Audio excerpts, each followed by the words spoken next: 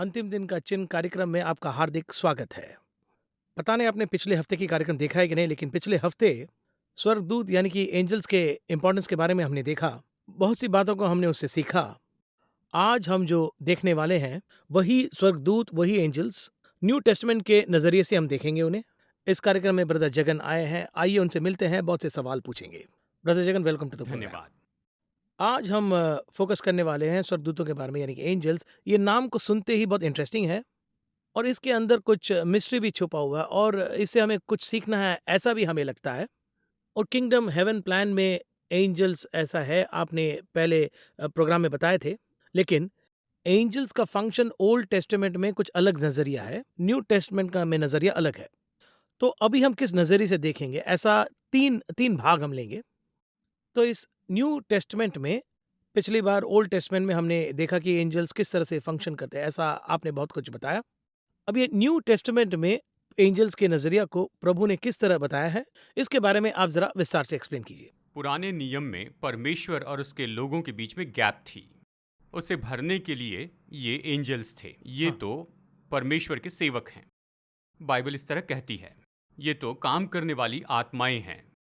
नए नियम के हिसाब से जब हम यीशु मसीह को स्वीकार करते हैं तो हम परमेश्वर की संतान हो जाते हैं। तो हमारा स्थान परमेश्वर के संतान के रूप में होता है। तो जो परमेश्वर के सेवक हैं वो हमारे क्या हो जाते हैं? सामान्य नौकर में रूप में बदल जाते सेवक होते हैं। यह नंबर वन। नंबर टू, ये जो स्वर्गदूत हैं ये क्या करने वाले हैं और कैसे करने वाले हैं, पुराने नियम में परमेश्वर इन्हें बताते थे।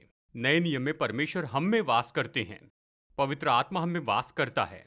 वो आकर सारे सत्य में हमारी अगुवाई करता है। वो आकर हमारे भविष्य के बारे में हमें बताता है। अब जब ऐसा है तो ये संदेश लाने का जो काम है वो क्या होता है? अवॉइड हो रहा है। अवॉइड होता है। सीधा परमेश्वर से संदेश आता है। डायरेक्टली एक एक डायरेक्ट वे है। And our body is temple of the living God, ऐसा हम हम कहते हैं, यानी परमेश्वर हमारे भीतर रहते हैं, हमसे बात करते हैं। वो हमारे भीतर रहकर बयान से बाहर विनती करता है। यानी ऐसी जगह पर वो कहाँ पर आते हैं? वहीं पर आते हैं जहाँ पर काम हो रहा है, यानी उस मार्ग में आते हैं। जब परमेश्वर हमारे भीतर है तो इनका क्या होता है इसके बारे में कहा जाए तो उनके लिए जो किया जाएगा मेरे लिए किया जाएगा। मैं उसका पुत्र हूँ। राजा आते हैं, राजकुमार भी आता है। राजा का सत्कार किसको मिलेगा? हाँ, राजकुमार राजकुमार। को मिलेगा। देखिए नए नियम में क्या होता है, परमेश्वर की ये आज्ञा होती है, वो उनको देते हैं। अब इन्हें बात करने की कोई ज़रूरत ही नहीं है। क्यों नहीं है अगर ये पूछे तो? क्योंकि हम डायरेक्टली प्रभु से, परमेश्वर बात कर रहे हैं। उन दिनों में परमेश्वर से बात नहीं कर पाते थे, इसलिए मीडिएटर चाहिए था। ये तो ऐसा हो गया कि हमें डायरेक्टली एंजल से बात करने की कोई ज़रूरत कोई है ज़रूरत नहीं है। नहीं है। यहाँ पर एक गलती होती है, मैं हुँ। यही कहूँगा। ये गलती मनुष्य से होती है और स्वर्गदूत से भी होती है। तो पहले मनुष्य की गलती देखते हैं। कहिए कि आप हैं और यहाँ पर मैं हूँ, हमारा काम है। आप क्या काम करते हैं ये पूछे तो?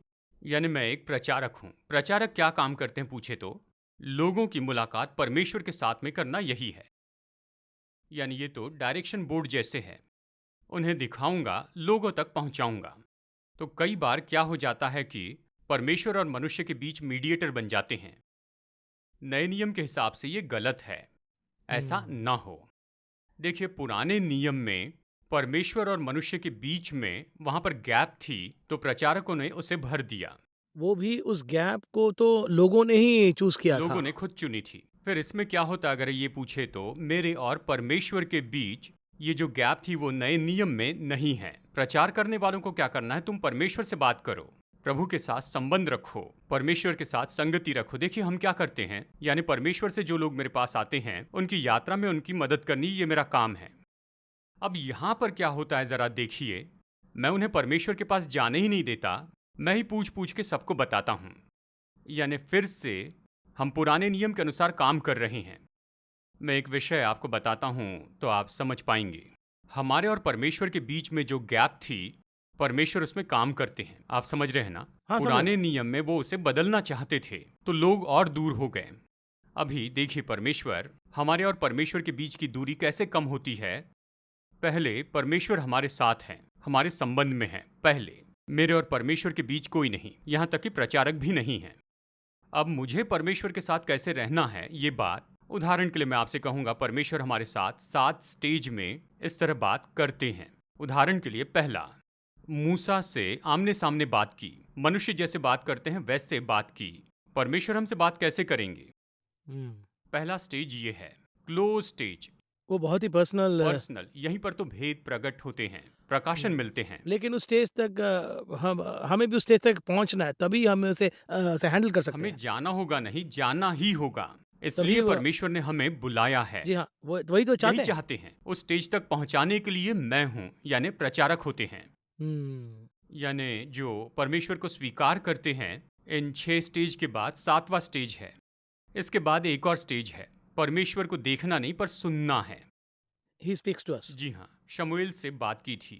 शाऊल शाऊल तू मुझे क्यों सताता है? मैंने बिजली की गर्जना की आवाज सुनी, पानी के लहरों की आवाज मैंने सुनी। यानी केवल आवाज सुनते हैं, देखते नहीं हैं। ये एक स्टेज है। किसी से ऐसे आमने सामने बात करना अलग है, फोन पर बात करना अलग है। डिफरेंस है। तीसरा स्टेज है, और इसमें क्या होता है देखिए, वचन के द्वारा हमसे बात करते हैं। From the word from the word of God. जब हम वचन पढ़ते हैं तो वो हमसे बात करते हैं। समथिंग कुछ पॉपअप होता है। यानी कोई एक वचन हमें मिलता है। और फिर चौथी बात है, यहाँ पर एक और व्यक्ति आता है। अभी भी हम परमेश्वर से दूर हैं, ये कहा जाए तो हमें भविष्यवक्ता की जरूरत पड़ती है। यानी वो क्या करते हैं, वो जाकर मेरे लिए परमेश्वर से पूछते हैं। ऐसा क्यों? क्योंकि मेरे और परमेश्वर के बीच में गैप डिस्टेंस है। है, गैप है। मैंने बाइबल पढ़ी लेकिन समझा नहीं। हुँ। परमेश्वर ने बातें की लेकिन मेरे कान उसके लिए तैयार नहीं हैं, देखने के लिए आंखें तैयार नहीं हैं, और कुछ नहीं कर पाते, इसलिए दूसरों के मोहताज होते हैं। यानी ये तो चौथा स्टेज है। फिर 5वां स्टेज, परमेश्वर दर्शन में बातें करते हैं। यानी जो भी बताना है परमेश्वर दर्शन में बताते हैं, या स्वर्गदूत आकर खड़ा होता है। मरियम ने स्वर्गदूत को देखा था, ये एक दर्शन है। और फिर छठा स्टेज है सपना, ड्रीम्स। ड्रीम्स। यानी नींद में सपना देखते हैं लेकिन अभी भी दूर हैं। हुँ। अच्छे लोगों को सपना आता है, बुरे लोगों को सपना आता है, अच्छा खाने पर सपना आता लेकिन है, बहुत लोग ये ड्रीम है कि विज़न है कि कन्फ्यूज़ हो कंफ्यूज जाते हैं। होते हैं। ऐसा लगता है कि मेरे साथ कुछ हुआ है, जी हाँ, कुछ लोग ड्रीम्स को देख के डर जाते डर हैं। जाते हैं, पसीना हाँ, छूटता है, हाँ। कहते हैं नींद ही नहीं आती ऊपर है। से नीचे गिर जाते हैं, पता चलता है कि बिस्तर से नीचे गिरे। करेक्ट। ये भी एक स्टेज ये होता एक है। स्टेज है। फिर आखिरी स्टेज होता है, यानी तब भी आप परमेश्वर से बहुत दूर हैं। यानी किसी भी माध्यम से बात करे वो नहीं सुनता है, तो गधे के मुंह से बात करते हैं। परमेश्वर ने गधे का मुंह खोला। वो बालम बालक स्टोरी में जी, जो गधा वहाँ पे जाता है, वो तो परमेश्वर से बात करने के स्तर पर था। इस लेवल पर आ गए। परमेश्वर की आवाज सुने बिना वो पैसा पाने के लिए चले जाता है। प्रभु उसे आखिरी स्टेज पर लाते हैं, देखते हैं क्या ये बच जाएगा या नहीं। हाँ, सुनने के बाद वो अलाउ कर रहे हैं जाने के लिए। उसने निर्णय ले लिया था, इसलिए बस चले जा, अब बचाने का कोई रास्ता नहीं। तो ये 7वां स्तर है। अब मैं किस स्तर में हूं ये मुझे समझना होगा, हमें खुद ही मार्क मुझे देना है। मार्क करना है। अब मैं या फिर दूसरे लोग कौन सा स्टेज पसंद करते हैं पता है? यानी चौथा स्टेज पसंद आता है। बस भविष्यवक्ता के पास जाए और चिंता मुक्त रहें। वो कह दे तो ठीक वो जो रहेगा। कहे ठीक है। ये दशा कैसी है? ये अपाहिज के जैसे है कि हाथ में लाठी लेकर चलते हैं। यानी मुझे भी चलना है हुँ, और कोई चारा भी नहीं है, तो लाठी के सहारे चलिए ऐसे कहकर लाठी देते हैं। पूरी जिंदगी उस लाठी के सहारे चले तो इसका मतलब पूरी जिंदगी अपाहिज जैसे जिए हैं। उसके आगे जाने की इच्छा इच्छा नहीं ही है। नहीं है, परमेश्वर के पास जाना है, प्रभु के पास जाना है। मुझे प्रभु के और भी निकट आना है। जरा सोचिए, यानी नूह, उन दिनों में चर्च नहीं था, पास्टर नहीं थे, बाइबल भी नहीं थी, ऐसा कुछ नहीं था, लेकिन फिर भी आगे बढ़ना है। जो होगा देखा जाएगा। यानी इस पर भी वो लोगों को न्याय के बारे में बताता है कि ऐसा हुँ। होने वाला है, तुम आ जाओ। यानी उसने परमेश्वर के साथ यात्रा की, ये कहते हैं। ये वो स्टेजेस है, ये परमेश्वर का क्रम है। देखिए किस हद तक नहीं आप जिस तरह से कह रहे हैं, जिस हद तक हम अपने आप को इक्विप कर रहे हैं, उस हद तक हमें ट्रस्ट करके हमें काम दे रहे हैं देखिए। देखिए उसके पास इतनी चीजें हैं। जी हाँ, and he wants to communicate face to face with us. जी, देखिए जरा, अभी एक विषय पर आप मुझसे बात कर रहे हैं, है ना? हुँ, आपके पिता बात करेंगे, वो विषय अलग है। करेक्ट। आपकी पत्नी जो बताएगी वो अलग विषय है। जी हाँ, पिता को जो बात बताना है पत्नी को बता सकते हैं, पत्नी को जो बात बताना है पिता को नहीं बता सकते, करेक्ट। क्योंकि वो और भी करीबी है। जी हाँ। लेकिन मुझसे आप वो बात नहीं कह सकते हैं जो पिता से कहते हैं। हुँ, मेरी एक लिमिट है, यही वो दूरी है। यानी हम परमेश्वर के जितने करीब जा सकते उतने जाएं, उसके पास उतनी बातें हैं, आपको बताने के लिए इतनी बातें हैं। जब परमेश्वर अश्विन से कुछ कहना चाहेंगे, अश्विन जितनी दूरी पर है उतना ही बता पाएंगे। जी हाँ। पास में है तो कान में बताएंगे, अगर हॉल में है तो थोड़ा ज़ोर से बोलेंगे। अगर वो ऊपर हैं और आप नीचे हैं तो और ज़्यादा ज़ोर से बोलेंगे। कहीं आप अगर सड़क पर हैं तो उस हिसाब से आवाज़ होगी। अगर नज़र से दूर है तो फ़ोन पर बात करेंगे। लेकिन नॉट रीचेबल एरिया हो तो किसी को भेजो कि उसे ढूंढ निकाले, बस यही। बहुत सी विषय बातें करनी है जगन। अभी कमिंग बैक टू रेवलेशन में बहुत स्पेसिफिकली एंजल्स के बारे में लिखा है, स्पेशली 14 चैप्टर में। इस विषय के बारे में जानने की इच्छा है। तो अभी वो चैप्टर में जाने से पहले एक छोटा-सा ब्रेक लेंगे। ब्रेक के बाद रेवलेशन 14 में स्पेसिफिकली कुछ एंजल्स को कुछ रोल देकर उसे हम देखते हैं। उसके बारे में आप ज़रा बताइए। ब्रेक के बाद मिलेंगे।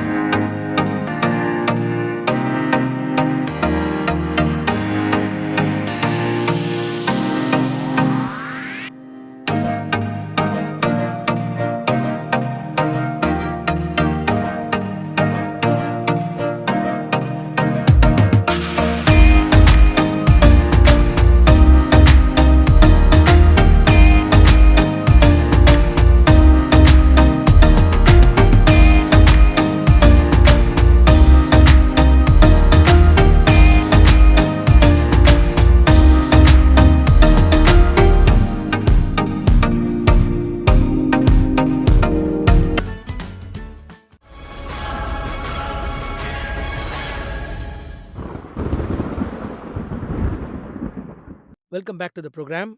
ब्रदर जगन, जैसा कि हमने ब्रेक के पहले कहा था, रेवलेशन चैप्टर 14 में बहुत सी बातों को एंजल्स को करते हुए हम देख रहे हैं। बहुत खासकर अगर आप देखेंगे तो रेवलेशन चैप्टर 14 वर्स 6 में एक बहुत ही इंटरेस्टिंग वर्ड है। एक angel, there is another angel flying the in the midst of heaven, ऐसा लिखा है। Having the everlasting gospel to preach to those who dwell on the earth, ऐसा लिखा है। ये जो एवरलास्टिंग गॉस्पेल, इसका जो माने है वहाँ ये क्यों लिखा है? ये ज़रा बताइए। इस अनंत काल के सुसमाचार और स्वर्गदूत का संबंध है। ये सुसमाचार केवल स्वर्गदूत कह सकेगा। हुँ, ये बहुत महत्वपूर्ण है। ये जो गॉस्पल, इसका मतलब है शुभ संदेश, सुसमाचार। यानी हर एक समय काल में एक शुभ संदेश रहा है। ठीक है ना? नूह के समय उसने जो बताया शुभ संदेश था, ये नहीं कह सकते हैं। दुनिया खत्म होने वाली है, ये हुँ, शुभ संदेश नहीं था। हनोक ने बताया हजारों लोगों के साथ परमेश्वर धरती का न्याय करने के लिए आ रहा है, जजमेंट। उसे शुभ संदेश नहीं कह सकते हैं। लेकिन इसे शुभ संदेश क्यों कह सकते हैं? नष्ट होने वाले थे, बच जाओगे, ये अच्छा है, इस तरह ये शुभ संदेश है। सुनिए, एक जगह है, वहां पर आ जाइए तो बच सकते हैं, ये बताना ही शुभ संदेश है। लेकिन बताने का मुख्य कारण क्या था? जल प्रलय से दुनिया नाश होगी, इसे शुभ संदेश नहीं कह सकते हैं। अब सच में शुभ संदेश क्या है, ये पूछा जाए तो यीशु का आना ही शुभ संदेश है। यीशु मसीह ने जन्म लिया हमें बचाने के लिए, ये शुभ संदेश है। दाऊद के नगर में तुम्हारे लिए एक उद्धारकर्ता जन्मा है, ये शुभ संदेश है। यही शुभ संदेश हमने बताया था। देखिए, जो गॉस्पल है, ये अगली बात है। हम किसे गॉस्पल कहते हैं? यीशु ने एक सुसमाचार बताया और वही यूहन्ना बपतिस्मा दाता ने बताया। सुसमाचार क्या है? मन फिराओ, क्योंकि परमेश्वर का राज्य निकट आने आया को है। है। ये जो सुसमाचार है, यीशु मसीह और यूहन्ना बपतिस्मा दाता के साथ खत्म हो गया। तो आज हम कौन सा सुसमाचार बताते हैं? देखिए, बहुत से लोगों में यही तो कन्फ्यूजन है। यहाँ ये कहता है अनंत काल का सुसमाचार। नूह का सुसमाचार अलग था। नूह और हनोक का जी सुसमाचार हाँ, अलग था। अलग है। यीशु के जन्म के समय जो स्वर्गदूतों ने बताया था, वो सुसमाचार अलग है। जी हाँ, सबका एक-एक समय है। यानी एक एरा है और एक न्यूज़ है। हम जो बताते वो कौन सी खबर है? हम कौन सा सुसमाचार बताने जा रहे हैं? ये बहुत महत्वपूर्ण है। यानी हम सब मनुष्य स्वर्ग के राजा परमेश्वर के निकट होंगे, इस तरह से कहा गया है। लेकिन हम स्वर्ग के परमेश्वर के निकट है, इस तरह से प्रेरितों ने यहाँ पर नहीं कहा है। हुँ, प्रेरितों ने बताया सुसमाचार अलग सुसमाचार है। वो लोग उसके बारे में बात कर रहे हैं, लेकिन किसके बारे में बात कर रहे हैं? उद्धारक आने के बारे में। हम बताते हैं वो फिर आएंगे, यही सुसमाचार है। हुँ, यानी गुड न्यूज़ क्या है अगर ये पूछे तो, he is coming. He is coming, हमें उससे मिलने जाना है, हम उठाए जाएंगे, यही सुसमाचार हमें बताना है। उसके बाद 7 साल का क्लेशकाल होगा। उस क्लेशकाल के अंत में जो सुसमाचार बताया जाएगा वो ये है, हुँ, अनंत काल का सुसमाचार। इसे एवरलास्टिंग गॉस्पल कहाँ है, इसका अर्थ क्या है?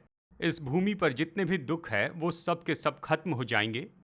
यीशु राज्य करने के लिए पृथ्वी पर आएंगे। ये सुसमाचार है, अनंत काल का सुसमाचार है। उसके बाद कोई परेशानी नहीं रहेगी, साक्षी आएंगे। उसके बाद युद्ध होगा, उस युद्ध में यीशु जयवंत हो जाएंगे। फिर नया आकाश नई पृथ्वी सब इटरनल हैं। तो ये अनंत काल का सुसमाचार है। यानी ये जो सुसमाचार है ये उस समय में कौन बता सकता है? केवल स्वर्गदूत ही, क्योंकि क्लेश काल में वहां ऐसे मनुष्य नहीं होंगे। यानी एंटी क्राइस्ट का राज्य पूरे संसार में होगा, सारी टेक्नोलॉजी उसके हाथ में होगी, सारी टेक्नोलॉजी उसके काबू में होगी। देखिए, हम टीवी के माध्यम से जो बताते हैं, हम जो बता रहे हैं एक टाइप का गॉस्पल है। हम प्रचार कर रहे हैं, शुभ संदेश लोगों को बता रहे हैं। यही जो शुभ संदेश है यीशु के दूसरे आगमन के पहले बता नहीं सकते, टीवी के जरिए नहीं बता पाएंगे। क्यों नहीं बता पाएंगे? अगर ये पूछते हैं, आप जानते हैं ये मुझे पता है, लेकिन दर्शकों को ये पता नहीं है, क्योंकि टीवी में भी सेंसर होगा, नियंत्रण होगा। यानी जो भी मैसेज लोगों तक पहुंचाना होगा उसकी स्क्रीनिंग होगी। आज हम चीन की बात ही देखें, चाइना की टीवी की स्क्रीनिंग है, यानी उनके विचारों के विरुद्ध में बोल नहीं सकते हैं। सऊदी अरेबिया की अलग टीवी स्क्रीनिंग है, वहाँ जो प्रोग्राम रिस्ट्रिक्टेड है उसे टेलीकास्ट नहीं कर सकते। इसी तरह से पूरी दुनिया में एक दिन ऐसा समय आएगा जब सब नियंत्रण में होगा, तो मीडिया के माध्यम से प्रचार नहीं किया जा सकेगा। एक समय में नूह को जैसे माध्यम मिले थे उसके अनुसार उसने प्रचार किया था।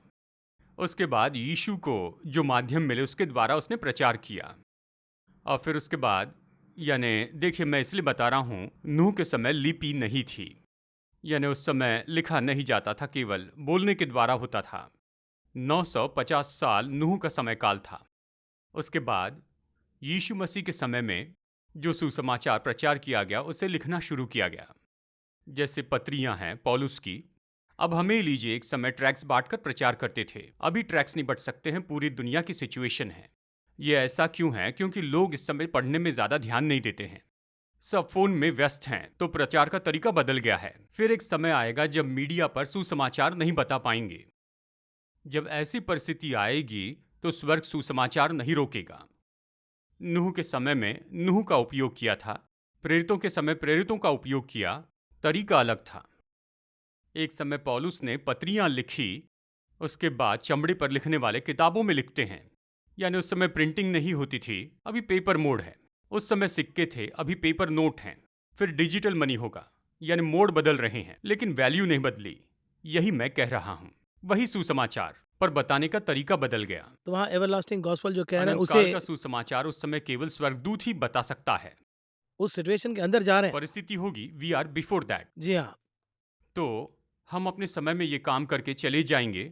तो मैं कहता हूँ उन दिनों में कैसे स्वर्गदूत का सुसमाचार बताने के लिए प्रभु यीशु उपयोग करेंगे। आज हम एयर में जो सुसमाचार बता रहे हैं, मसीह के आने पर ये सब एक के नियंत्रण में होगा। प्रसारण द्वारा सुसमाचार प्रचार नहीं कर सकेंगे। हुँ, यानी जब यीशु मसीह आए और उस समय हम पृथ्वी पर रहेंगे, तो हमारी आखिरी पीढ़ी होगी हुँ। प्रसारण द्वारा प्रचार करने के लिए।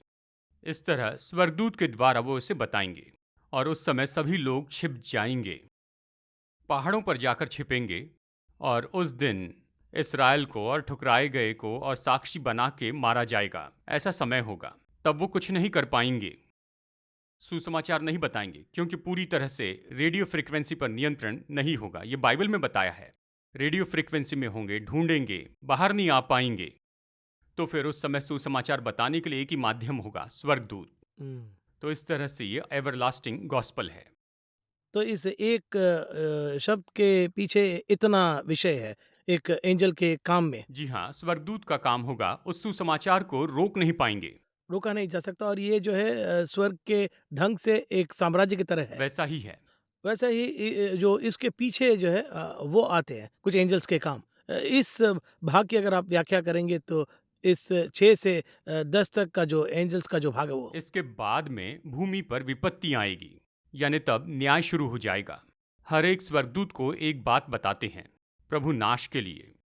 देखिए, अगर स्वर्गदूत के बारे में आप यहाँ पर गौर से देखें तो पाएंगे परमेश्वर के लोगों की रक्षा करने के लिए उन्हें नियुक्त किया है और न्याय का काम प्रभु उनके द्वारा ही करेंगे।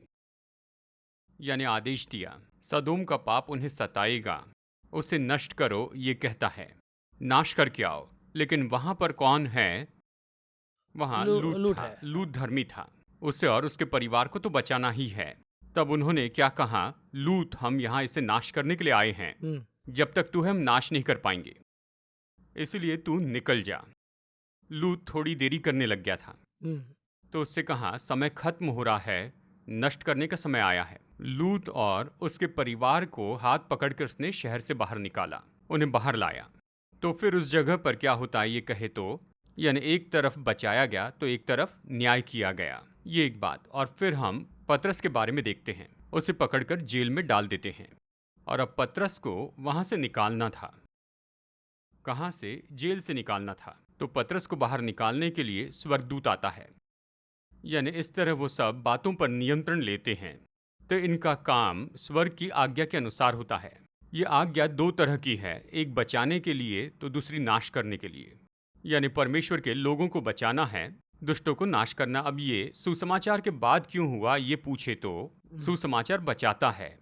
हुँ, यानी यीशु आने वाले हैं, वो जल्द आने वाले हैं। यानी यीशु पर अगर विश्वास करेंगे तो बचने का रास्ता है। लास्ट, एंटीक्राइस्ट के अधीन नहीं होना, यानी उस पशु के चिन्ह को और उसके नाम को नहीं लेना। यानी ऐसा करने से यीशु जो आने वाले हैं वो बचा लेंगे। ये सुसमाचार है। मैं हमेशा कहता हूँ, मिटाने से पहले बचाने का तरीका परमेश्वर आपको देता है। उस तरीके को अपनाने वाले को ही वहाँ बचाया जाएगा। हुँ, जो उस पीड़ा को नहीं सहेगा वो खत्म होगा। दुनिया के तरीके से मैं कहूँगा, यानी उन लोगों को नाश करने के पहले उन लोगों को बचाने के लिए बहुत से काम परमेश्वर करते हैं। कहिए देशों के बीच युद्ध होता है तो युद्ध के पहले ही लोगों को बता देते हैं कि यहाँ से सुरक्षित जगह पर चले जाइए। जी हाँ। वैसे इसराइल के बारे में ये कहते हैं, वहाँ एकोलो बजाया जाता है। देखिए उसमें दो तरह के एकोलो हैं। एक तो युद्ध के पहले बजाया जाता है, ये तो तैयारी है। जैसे एकोलो बजता है तो वो भागकर अपनी सुरक्षित जगह पर पहुंच जाते हैं, वो छिप जाते हैं उन्हें बचाने के लिए। फिर दूसरा एकोलो युद्ध का एकोलो होता है। प्रभु भी यही करते हैं, सबसे पहले अनंतकाल का सुसमाचार देते हैं। ये देकर लोगों को अपने में मजबूत करने की कोशिश करते हैं। देखिए जरा, फिरौन को मूसा के द्वारा प्रचार किया, कौन सा गॉस्पल? इन्हें भेज दे तो तेरे लिए अच्छा होगा। उस गॉस्पल के अधीन नहीं हुए तो न्याय होगा। न्याय किस तरफ से आता है? दूत के द्वारा आता है। यही विषय है। यानी इसी तरह से स्वर्ग का काम होता है, सेटअप होता है। इसे समझना ही सबसे मुख्य बात होती है। अभी इस समय एक बहुत ही मुख्य बात बताता हूँ जो पिछले प्रोग्राम में मैं बताना भूल गया था, तो चलिए अभी बताता हूँ। दूत इतने सारे काम करते हैं, फिर भी हमारे और स्वर्गदूत के बीच में कोई संबंध नहीं है। स्वर्गदूत को आज्ञा देने का काम हमारा नहीं है। हुँ, अब ऐसे आज्ञा देना शुरू करते हैं, क्योंकि मैंने ऐसे लोगों को देखा है। ऐसा होने पर क्या होता है, तो आप स्वर्गदूत से बात करने लग जाते हैं, उससे बात करेंगे, हुँ, बात शुरू हो जाएगी। बात करते वक्त अच्छा स्वर्गदूत कौन है, बुरा दूत कौन है, आपको पता नहीं। असली स्वर्गदूत कौन है और स्वर्गदूत का भेष धारण करने वाला कौन, पता नहीं। तो अपने आप ही जाने बिना आप किससे बात करने लग जाएंगे, यानी बात करने लगेंगे। इस तरह गिराने वाले बहुत हैं, हुँ, यानी दुष्ट आत्माओं के साथ जाने वाले भी लोग बहुत हैं। अब मैं जो कह रहा हूं कितने लोग स्वीकार करेंगे मुझे पता नहीं। अब ये नाश होने के पहले बहुत से लोग स्वर्गदूत के बारे में चर्चा करेंगे। परमेश्वर ने इस तरह स्वर्गदूतों से बात करने के लिए हमसे नहीं कहा, हमें परमेश्वर से बात करनी है, क्योंकि नए नियम में हमें परमेश्वर के साथ बात करके संगति के लिए बुलाया है। वही फाउंडेशन है। यही फाउंडेशन है। परमेश्वर से बात करना छोड़ के स्वर्गदूतों से बातें करते हैं, यानी ये और वो काम करते हैं। तो कुछ लोग दूत को भेजते हैं, दूत को भेजकर कहते हैं उसे मारो, उसे तोड़ो, उसे डाल दो, ये और वो करो। तब ये क्या सोचते हैं, यानी हम जो भी कह रहे हैं वही तो हो रहा है, हमारे अंदर सामर्थ्य है कि उन्हें आज्ञा दे। नहीं, नए नियम में हमें ऐसे काम नहीं करना है, प्रभु की आत्मा के पास आना है। तो स्वर्गदूत उनके बारे में कहा जाए तो पूरे समय में वो तो बस आत्मा के रूप में ही रहे हैं। एक समय प्रभु यीशु के लिए थे, अब हमारे लिए हैं। चलिए एक कदम और आगे बढ़कर मैं आपसे इस तरह से कहता हूँ, आपको और मुझे परमेश्वर ने स्वर्गदूत होने के लिए नहीं बुलाया है। यीशु मसीह अंत में यही तो कहते हैं, क्योंकि लोग मरे हुए में से जी उठने के बाद न कोई स्त्री रहेगा न कोई पुरुष, स्वर्ग राज्य में हम स्वर्गदूतों के जैसे होंगे, ऐसे कहा। वहीं पर ही वो कोरिलेशन है। सो डेथ होने के बाद भी वो हमें उसी नज़रिए से देखना हाँ, है। मरने के बाद या उठाए जाने के बाद जब हम वहां पर रहेंगे तो स्वर्गदूतों के जैसे रहेंगे। सब स्वर्गदूत एक जैसे ही होते हैं। हम सभी यीशु के समान होंगे। और किसी भी एंजल को अपनी पत्नी या बच्चे बिल्कुल नहीं दिखेंगे, क्योंकि वो हिसाब अलग है, वो कैलकुलेशंस अलग है। किंगडम के अंदर उसे ले आएँगे। राज्य के बारे में रहेंगे, शरीर के बारे में नहीं होगा। देह होगी लेकिन आत्मिक देह होगी। करेक्ट। वो अलग परिवेश है। जब हम उसमें प्रवेश करेंगे तो हम बिल्कुल वैसे ही रहेंगे। नए नियम में कहा है, जब उसे हम यीशु समझ गए। आएंगे तो हम उठाए जाएंगे। ये मैं आपको इसलिए बता रहा हूँ क्योंकि यानी उठाए जाने के बाद हम पति या पत्नी और बच्चों के रूप में वहां पर नहीं रहेंगे। रहने नहीं ऐसे वाले नहीं हैं। होगा। स्वर्गदूतों के जैसे होंगे, इस तरह से ये टीचिंग है। हुँ। इसकी परिभाषा में देखनी चाहिए। तो हम तो उठाए जाएंगे, तो अब हमें क्या करना चाहिए? जैसे वो स्वर्गदूत परमेश्वर ने जो कुछ भी कहा उसे 100% रूप में पूरा करते हैं, उसी तरह से हम भी उसी की तरह बनने लग जाते हैं। हुँ। देखिए, हम में सोच तो है, लेकिन उस सोच को परमेश्वर की सोच के साथ बदलना है। मैं अपनी सोच नहीं रखता हूं। अगर मैं परमेश्वर की सोच के बजाय अपनी खुद की सोच रखता हूं, तो शैतान के दूत जैसे हो जाते हैं। शैतान क्या करता है? मैं आकाश में जाऊंगा, सबका राजा बनूंगा, यानी इस तरह से उसने विचार किया। ओन विल कहा गया है। पर हम वैसे नहीं हैं। देखिए, हम में अपनी इच्छा होने पर भी परमेश्वर ने जो कहा है बस उतना ही करता हूं, स्वर्गदूत जैसे। क्योंकि हमारे पहले प्रभु यीशु आए थे, उनकी खुद की इच्छा थी, लेकिन फिर भी पिता की इच्छा पूरी की। इसी विचार को पूरी तरह से समझने के लिए स्वर्गदूतों के बारे में शिक्षा में देखते हैं। पढ़ते हैं, और ये कितना ज़रूरी है और ये जानने के लिए। और वैसे ही जैसा कि आप कह रहे हैं, एंजल्स को जितना इम्पोर्टेंस देना चाहिए उतना ही देना चाहिए। हमारा मेन थिंग वो नहीं है, main thing is to look at Christ himself. दासों का महत्व अलग है, पिता का महत्व अलग है, बस यही। बस उतना ही इम्पोर्टेंस। हाँ, बहुत धन्यवाद ब्रदर जगन, बहुत सी बातों का आपने कहा। हमारे अगले कार्यक्रम में हम जारी रखेंगे, एक और कॉन्टेक्स्ट में द एंड टाइम के बारे में बात करेंगे। इस कार्यक्रम में आप आए उसके लिए धन्यवाद। नमस्कार। धन्यवाद।